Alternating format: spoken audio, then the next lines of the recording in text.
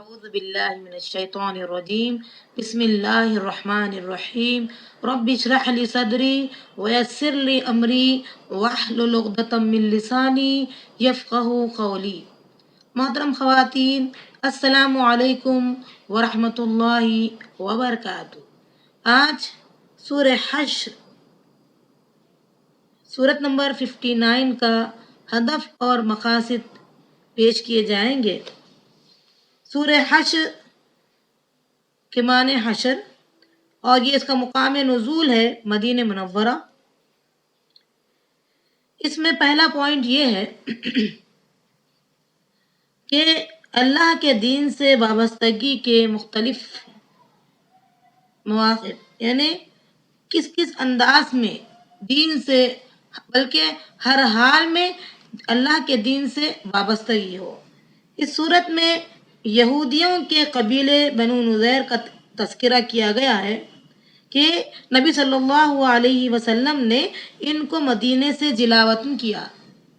نکال دیا۔ جلا وطن کرنا یعنی نکال دیا۔ اس صورت میں دو قسم کے لوگوں کا تذکرہ کیا گیا ہے، ایک مومنین اور دوسرے منافقین۔ منافقین مسلمانوں کی مدد کرنے کے صرف وعدے کرتے رہے، کبھی حقیقت میں نہیں کیا، بس وہ وہی باتیں کرتے جو کرتے نہیں۔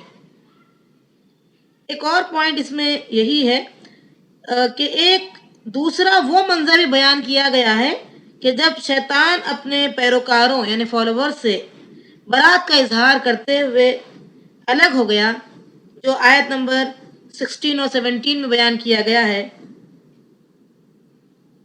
اندازہ کیجئے کتنے ہوشیار رہنا ہے ہم کو، اپنی جنت کو حاصل کرنے کے لیے کتنے چوکنا رہنا ہے۔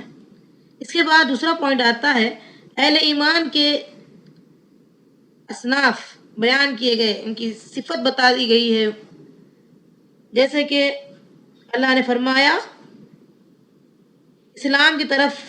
جو انتساب کرنے والے لوگ ہیں ان کے بارے میں اللہ نے فرمایا للفقراء المہاجرین الذین اخرجوا من دیارہم واموالہم یبتغون فضلا من اللہ ورضوانا وینصرون اللہ ورسولہ اولئک هم الصادقون۔ غور کر لیجئے اللہ رب العالمین کتنا مسلمانوں کی تعریف، اسلام لانے والوں کی تعریف کیا ہے۔ کیا کہتا ہے کہ وہ مال ان محتاجوں یعنی مہاجرین کے لیے ہے جو اپنے گھروں اور اپنی جائیدادوں سے نکالے گئے اور اللہ کا فضل اور اس کی رضا چاہتے ہیں اور اللہ اور اس کے رسول کی مدد کرتے ہیں، یہی لوگ سچے ہیں۔ اس کے بعد والذین تبوؤوا الدار والایمان من قبلہم یحبون من ہاجر الیہم ولا یجدون فی صدورہم حاجہ مما اوتوا ویؤثرون علی انفسہم ولو کان بہم خصاصہ ومن یوق شح نفسہ فاولئک هم المفلحون۔ غور کریے، اللہ تعالیٰ فرماتے ہیں اور ان لوگوں کے لیے بھی جو ان کے آنے سے پہلے ایمان لا چکے اور یہاں مدینہ مقیم تھے، ہجرت کر کے آنے والوں سے محبت کرتے تھے، اور جو کچھ انہیں دیا جائے وہ اپنے دلوں میں اس کی کوئی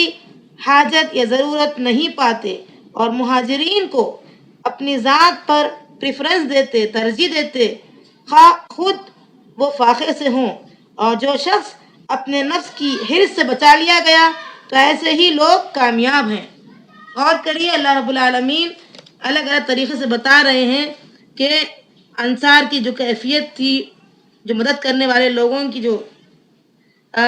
انداز ہے زندگی کا، اپنے اوپر دوسروں کو ترجیح دینے والا انداز، کیا ہی شاندار انداز ہے۔ بعد میں آنے والی نسل کی ایک خصوصی صفت بھی اللہ تعالیٰ بیان کر رہے ہیں، والذین جاؤوا من بعدہم یقولون ربنا اغفر لنا ولاخواننا الذین سبقونا بالایمان ولا تجعل فی قلوبنا غلا للذین آمنوا ربنا انک رؤوف رحیم۔ اللہ تعالیٰ فرماتے ہیں کہ جو لوگ یعنی بعد آنے والے جو ان کے بعد آئیں گے کہیں گے اے ہمارے رب ہمیں بخش دے اور ہمارے ان بھائیوں کو بھی جو ہم سے پہلے ایمان لائے تھے، اور جو لوگ ایمان لائے ہیں ان کے لیے ہمارے دلوں میں بغض نہ رہنے دیجیے۔ اے اللہ، اے ہمارے رب تو بڑا مہربان اور رحم کرنے والا ہے۔ اس کے بعد جو پوائنٹ آتا ہے وہ یہی ہے کہ یہ سورت مومنوں کو نصیحت کرتی ہے کہ میدان حشر کو نہ بھولیں۔ بڑی اہم بات آ رہی ہے، یہ سورت اس بات کی نصیحت کرتی ہے کہ میدان حشر کو نہ بھولیں، وہ ہولناک دن، وہ خطرناک دن جس میں نہ حسب نہ نسب کام آ سکتا ہے، نہ مال کام آ سکتا ہے، نہ دولت کام آ سکتی ہے۔ اس کے بعد جنتیوں اور جہنمیوں کا انجام بیان کیا گیا ہے، اور اس صورت میں ایک ایسی آیت ہے جو قرآن کی عظمت کو بیان کرتی ہے۔ اللہ تعالیٰ فرماتے ہیں لو انزلنا هذا القرآن على جبل لرأيته خاشعا متصدعا من خشية الله وتلك الأمثال نضربها للناس لعلهم يتفكرون۔ دیکھیے اللہ تعالیٰ فرماتے ہیں کہ اگر یہ قرآن، ہم اس قرآن کو کسی پہاڑ پر اتار دیتے، نازل کرتے، تو آپ دیکھتے کہ وہ اللہ کے خوف سے دہل جاتا، دبا جا رہا ہوتا اور پھٹا پڑتا ہے۔ اور یہ مثالیں بھی ہم ان لوگوں کے لیے دیتے ہیں، اسی لیے بیان کرتے ہیں ان کے سامنے تاکہ وہ غور و فکر کریں۔ اس کے بعد اللہ رب العالمین فرماتے ہیں کہ یہ آیت جس مقام پر موجود ہے اس میں بڑی حکمت پوشیدہ ہے، وہ یہ کہ یہود سمجھتے تھے کہ ان کے قلعے ان کی حفاظت کے لیے کافی ہیں۔ دیکھیے ان کی مادہ پرستی اور ان کی سوچ غور کریے، یہ سمجھتے ہیں کہ ان کے قلعے ان کی حفاظت کے لیے کافی ہے، لیکن بات بتایا گیا کہ تم قلعوں کے محفوظ ہونے کی بات کر رہے ہو۔ اگر یہ قرآن پہاڑوں پر نازل ہو تو بڑے بڑے پہاڑ بھی ریزہ ریزہ ہو جائیں گے۔ کیا قلعے زیادہ مضبوط ہیں یا پہاڑ؟ اور یاد رکھو اللہ کے علاوہ کوئی حامی اور ناصر نہیں ہے۔ اس سورہ کا اختتام جن آیتوں سے ہو رہا ہے، اس آیت میں مختلف اسماء حسنہ کا ذکر کیا گیا جو سارے کے سارے اللہ کی عظمت و جلال پر دلالت کرتی ہے۔ گزشتہ صورتوں میں بتایا گیا کہ غلبہ صرف ایمان والوں کو حاصل ہوگا اور مخالفت کرنے والوں کو ذلیل و خوار کر دیا جائے گا۔ اس صورت میں یہودیوں کے اپنے ہاتھ سے اپنے محلوں کو تباہ کرنے کا منظر بتا کر یہ کہا گیا فَاعْتَبِرُوا یا اولی الابصار، مطلب عبرت لینے کے لیے کہا جا رہا ہے، عقل مندو عبرت حاصل کرو کہ یہ اپنے ہاتھوں سے اپنے محل کو تباہ کر رہے ہیں۔ اور اللہ تعالیٰ فرما رہے ہیں کہ غلبہ صرف مومنوں کو ملنے والا ہے اور رسوائی صرف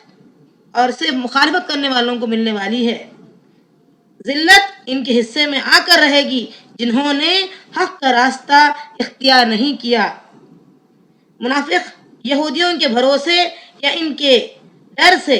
منافقت کا راستہ اختیار کر چکے تھے، عبرت لینے کے لیے کہا جا رہا ہے۔ اس کے بعد اس سورہ کی آیت نمبر 7 بیان کی جا رہی ہے۔ اللہ تعالیٰ فرماتے ہیں وَمَا آتَاكُمُ الرَّسُولُ فَخُذُوهُ وَمَا نَهَاكُمْ عَنْهُ فَانْتَهُوا وَاتَّقُوا اللَّهَ إِنَّ اللَّهَ شَدِيدُ الْعِقَابِ۔ اور تمہیں جو کچھ رسول دے لے لو، اور جس چیز سے روکے رک جاؤ، اور اللہ تعالیٰ سے ڈرتے رہا کرو، یقیناً اللہ تعالیٰ سخت عذاب والا ہے، سخت عذاب دینے والا ہے۔ اس کے بعد صحیح مسلم کی حدیث لیں گے، حدیث نمبر 1835۔ اس میں نبی صلی اللہ علیہ وسلم فرماتے ہیں جس نے میری اطاعت کی اس نے اللہ کی اطاعت کی، اور جس نے میری نافرمانی کی اس نے اللہ کی نافرمانی کی، اور جو امیر کی اطاعت کرتا ہے اس نے میری اطاعت کی، اور جو امیر کی نافرمانی کرتا ہے اس نے میری نافرمانی کی۔ غور طلب ہے چیزیں۔ اس کے بعد وہی بات آ رہی ہے آیت نمبر 9 میں کہ ان کے لیے جنہوں نے اس گھر میں یعنی مدینے اور ایمان میں ان سے پہلے جگہ بنا لی اور اپنی طرف ہجرت کر کے آنے والوں سے محبت کرتے ہیں اور مہاجرین کو جو کچھ دے دیا ہے اس سے وہ اپنے دلوں میں کوئی تنگی نہیں محسوس کرتے بلکہ خود اپنے اوپر انہیں ترجیح دیتے ہیں گو خود وہ کتنی ہی سخت حاجت اور ضرورت میں ہو بات یہ ہے کہ جو بھی اپنے نفس کے بخل سے بچا لیا گیا وہی کامیاب اور بامراد ہے اس کے بعد ایک آخری حدیث سورہ کی ہم لیتے ہیں صحیح بخاری کی حدیث ہے حدیث نمبر 4889 ایک شخص رسول اللہ صلی اللہ علیہ وسلم کی خدمت میں حاضر ہوا اور عرض کیا یا رسول اللہ صلی اللہ علیہ وسلم مجھے سخت بھوک لگی ہے آپ صلی اللہ علیہ وسلم نے اپنی بیویوں کے پاس بھیجا وہاں کوئی چیز نہیں ملی تو رسول اللہ صلی اللہ علیہ وسلم نے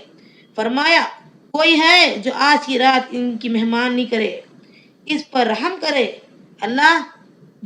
جو مہمانی کرے اس پر اللہ رحم کرے انصار میں سے ایک شخص کھڑا ہوا اور عرض کیا میں مہمانی کروں گا اللہ کے رسول صلی اللہ علیہ وسلم چنانچہ وہ اپنے گھر گیا اپنی بیوی سے کہا کہ یہ رسول اللہ صلی اللہ علیہ وسلم کے مہمان ہیں اس سے کوئی چیز چھپانا نہیں بیوی نے کہا اللہ کی قسم سوائے بچوں کے کھانے کے اور کچھ نہیں ہے اس نے کہا جب بچہ رات کا کھانا مانگے تو اس کو سلا دینا اور تم آ کر چراغ بجھا دینا اور ہم لوگ اس رات کو بھوکے رہیں گے چنانچہ بیوی نے ایسا ہی کیا پھر وہ شخص صبح کے وقت رسول اللہ صلی اللہ علیہ وسلم کی خدمت میں گیا تو آپ صلی اللہ علیہ وسلم نے فرمایا اللہ بزرگ و برتر نے پسند کیا یا فرمایا کہ فلاں مرد اور فلاں عورت پر ہنسا تو اللہ بزرگ و برتر یہ آیت نازل فرمائی کہ وہ اپنے اوپر ترجیح دیتے ہیں گرچہ کہ وہ فاقے میں ہوں اللہ تعالی ہم تمام کو توفیق دے کہ ہم بھی دین کے لیے اللہ کی راہ کے لیے اللہ کے مہمانوں کے لیے ایسا ہی سوچ رکھنے والے ایسا ہی عمل کرنے والے بن جائیں اللہ تعالیٰ آپ کو مجھے صحیح عمل کی توفیق عطا فرما وآخر الدعوانا الحمد للہ رب العالمین السلام علیکم ورحمۃ